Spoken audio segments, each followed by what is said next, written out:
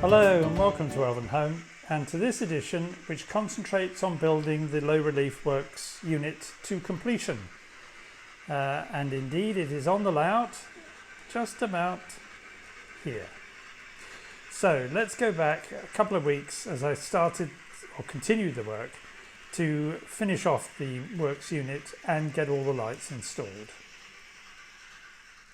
In the last video I was so keen to show you the bridge on the layout that I forgot to take any shots before I'd fitted it all in and wired it all in.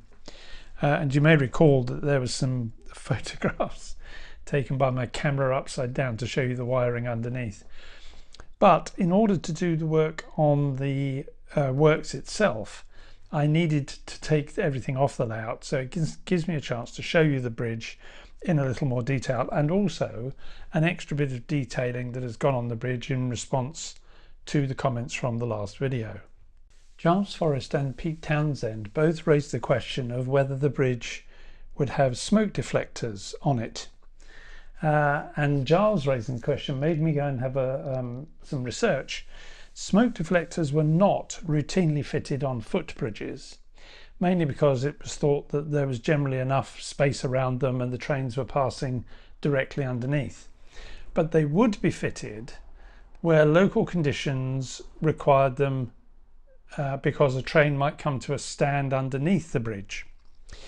And so once I was content that the bridge had enough clearance, which was the main thing I was worried about, because it had gone through my mind to put smoke deflectors on, but then I was thinking, no, keep it simple, because you need to be able to get the trains to go underneath.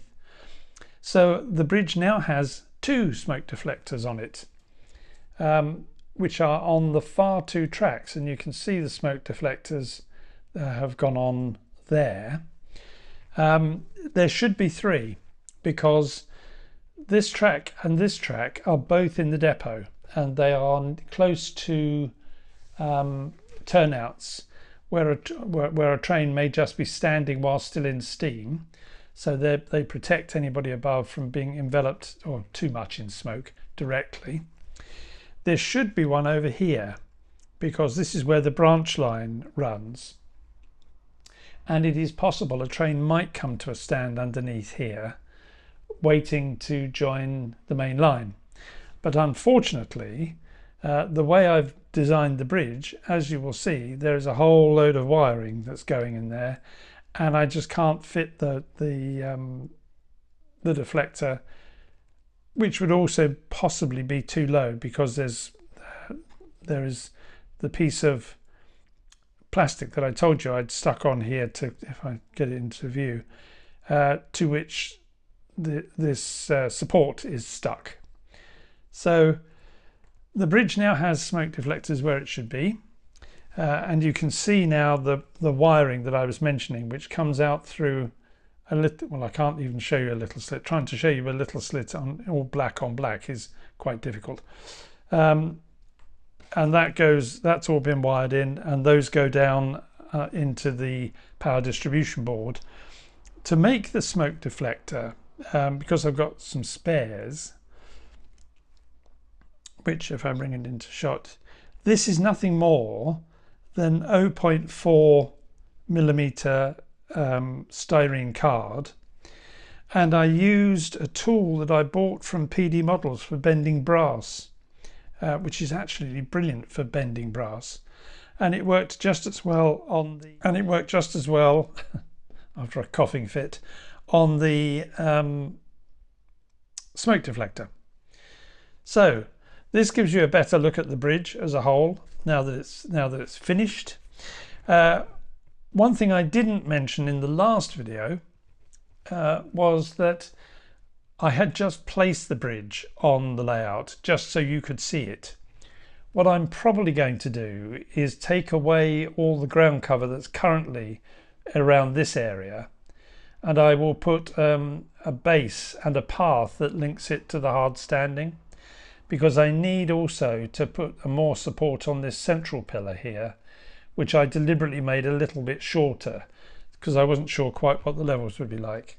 So when the works and the bridge go on finally, there'll be groundworks needed to be done to site this properly on the bridge.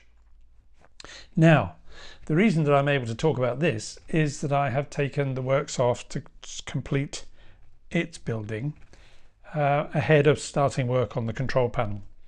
So let's go and have a look at what I've been doing on the works, which is not yet finished because I wanted to show you before I got too far ahead.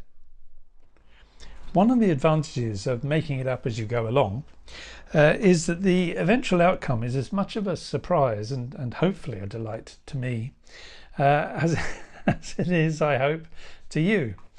What have I done so far? Well, the simplest bit, let me just turn this around to the back so you can see a bit more inside, was to put an end piece on here, which is just some brick card strengthened with a piece of 1mm styrene card, which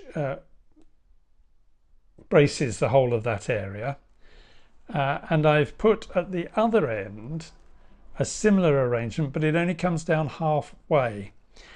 And that is because I've yet to put all the wiring in here, and that's got to go in somewhere. So it's going to go in through here.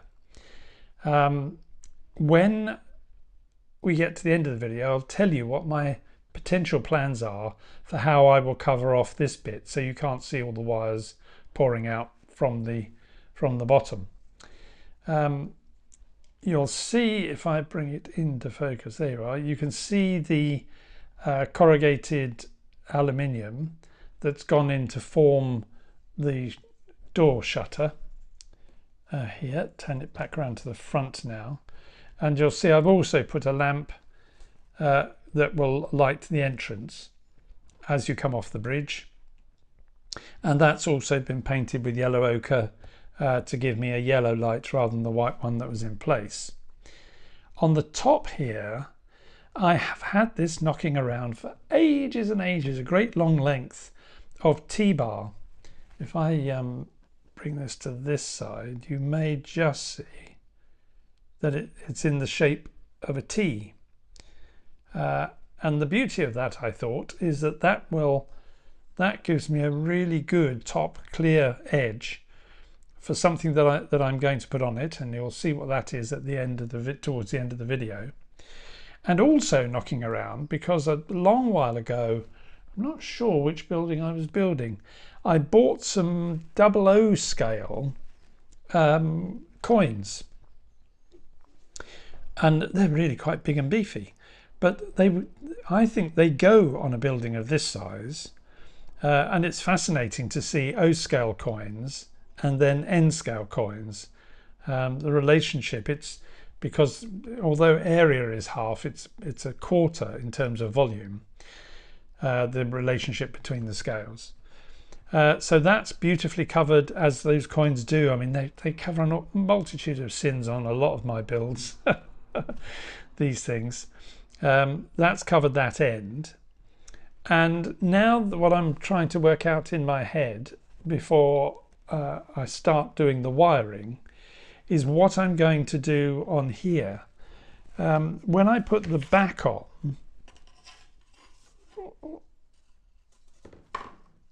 this is quite fun to do with only one usable hand. There we go. It will slot into the walling on this side, and it is of course flush with the top there. What I have in mind is to fill most of this area, so there's a little bit left to act like a gutter or a channel for rainwater, because I've got on order from Model U some more holdabats and hoppers so that I can put some downpipes on the outside of the building. And that this would, if I fill in most of this here, and leave just a little channel, that would act as a kind of gutter, or appear to act as a kind of gutter, and that would also then give me a bit of protection for the top of this, so you can't see the join. And at some point, I am going to paint the back of this probably the same brown as I painted the front of the layout. which means I've got to go and buy another tester pot. It's great doing model railways. You never have to buy a full tin of paint ever. Just go and buy a tester pot. So that's covered in. And what I'm just about to affix is a piece of plastic here, which is painted black on that side, which holds these two wires from that light and fixes onto the back. And that also has the advantage that when I feed the cables through, they're naturally pushed down to where I want them to be, and it's easier than trying to have to wire them in, tie them in somehow, because the ones from the bridge run along the bottom here, and I've now got to fit in the lights that are going to go across the top, and their wires will descend into view. Their wires will descend down there, and then I will also fit in the arc unit, which will go, the lights to which probably will come down maybe this over this side somewhere, and then the heat, the red glow to suggest a forge, probably down about here somewhere. And we'll see what that looks like, and we'll see if that's enough lighting, because that's what I'm assuming I'm doing in terms of lighting, and it should give enough downward light so that there's light coming out of these windows without it being really bright. But if I need to put some more lighting in, I've got plenty of spaces on the power distribution board and plenty of wire and plenty of lights. So I'm going to go off now and do those final bits to this, and you will see this next time sitting on the layout. It occurred to me before I put this up on the layout, as I threatened to do in the last video, it occurred to me before I put this up on the layout as a finished thing, as I threatened to do in the last section, to show you how I'd gone about fixing various things inside. At the top you will see, if I'm holding this handheld so I can actually show you what's going on, I've drilled a hole in the U piece and put the LED through, and that's been done all the way along, and then used them to fix it to the top, because I couldn't readily think how to do it otherwise. The bottom has presented me with a few more problems of how I fix those wires in, and in the end the solution I came up with, if I show you underneath here, you can see the wires poking through, was to drill two small holes and then feed through some copper wire to tie those down. We'll see what it looks like when it's on the layout. It's quite possible I may need to come back and actually fix a shelf across the top here to hide the wires, because there are going to be wires coming out of here for the lights on the bridge, which also go along that way. I'll return to that in the autumn, because I've spent more than enough time on this now. And another little problem that I encountered, which I'll mention once I've got it on layout, which I need to come back to. But in any event, this is not when it goes on the layout, it's going to have to come back off again, because I'll be working on the control panel. But now, the next time you see this, it will be on the layout.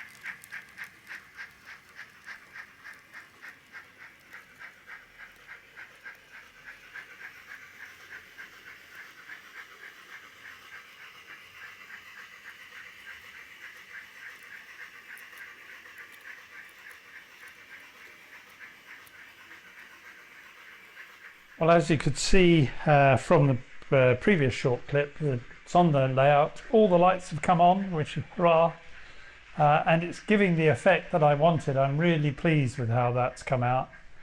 And you can see the arc welder firing away quite happily. I forgot to mention when I was showing you how everything was wired in that Rob Appleby very kindly, after the last video, asked me would I prefer if he made another unit which had longer wires on it, so I didn't actually have to set the unit inside the building, which he's kindly provided, and I'll give him the other one back when I see him a bit later in the year. That looks absolutely brilliant. I'm really pleased with the way that's working, and the wires actually don't show as much as I thought they might. I mean, partly that is because it is actually really unless you stand here, you can't see too closely in, but it does give a nice bit of light there. I can't, I mean, I'll pull the curtains down a bit more to give you an idea. I hope that it won't. Oh, there you go. Yes, that's worked quite well. So it casts light now on that part of the layout, and it's done what I wanted to do. When I was putting the back on, I was a little worried because actually, having scoffed about the windows being crystal clear earlier, they are pretty clear, and I was a bit worried that you might be able to see through to the back, particularly when it was just wood. So as a stopgap, I just printed off some brick texture paper. I think it was one of the Railway Scenics texture papers, which actually my printer printed out quite dark, and just stuck it on there as a temporary measure, but it's actually worked rather well, and I don't need to do any more, I think. So that's pretty good. The next thing, which as I said will not be until the autumn, will be to fit a building on the end here, which will be what I'm going to do, I think, is put an extension building at half height to run along this end, and then going a little bit further along, put something in. I might even extend it quite a way along if I just gently bring this back so you can see a bit more, and tilt so you can see. Oh, there we go. So what I'm having in mind now, which will be for the autumn, is an extension building on the front here which will help me hide the wires that are coming out of here, and then maybe going along further with buildings here, with as I've been urged by a number of people to do, with a delivery platform, so that this siding can actually have things shunted into it. Whether it would be a creamery or something, I don't know. It might be, I think, possibly. But I'll worry about that in the autumn when I come back to it, and that will then give me the completion of this with a whole line of buildings, whereas up at the other end, I think I'm just going to fill in the other side of the which you can't see now because I've moved everything, that I'm just going to fill that in with low-level buildings and plate layers huts. That's what I was trying to remember. So this now is complete, I'm pleased to say. Well, more or less, apart from the end bit. And as I said, that will now have to come back off the layout because I will turn my attention to the control panel, which is the last bit that I've got to do. Now, the next video, I think, may not be until the end of August because we've got Friends coming up. You may remember when I first started doing Elvenhome, because the Fringe Festival is on and one thing's another, I used to take August off and not put any videos up. We're not going to many Fringe shows, but we do have Friends coming and other things that we're doing through August. So I don't think I'm going to get much time to work on the layout, and more importantly, time to do recording. But I will do a video at the end of August. So in about 4 or 5 weeks' time, I'll judge it when I've got enough to tell you about. And it's possible there may be an interruption to the flow of videos through September, because I may have something to do. It's nothing serious, nothing health or anything, which will take a lot of my time up through the early part of September. And I won't know that until the early part of September. So until I speak to you again in about 4 or 5 weeks' time, that really is it for Elvenhome for the time being. And I can start work on the control panel. And by the time you come back, I hope I'll be quite a long way in completing the control panel. And I will, of course, take various video stuff as I go along, because I need, first of all, to get my head around everything, and then to make sure I can get one of those point indicator units working without blowing it up. Then I can wire them all in. Then I can start the work on wiring in all the LEDs and the switches, which should be fun. So until I speak to you again in about 4 or 5 weeks' time. Oh, and goodness me, how could I forget? If you have any comments, please do leave me comments. I really enjoy getting the comments, and they're really useful to me in all sorts of ways. And if you've liked the video, do give it a thumbs up. That's all very helpful. And subscribe if you haven't, because there's plenty going to be going on with this layout, and I hope possibly by the time we come back at the end of August, I can give you another update on where we are with the construction of the baseboards for the underground layout. So that really is it now. Until I speak to you again in about 4 or 5 weeks' time, that's bye-bye from me. Bye-bye.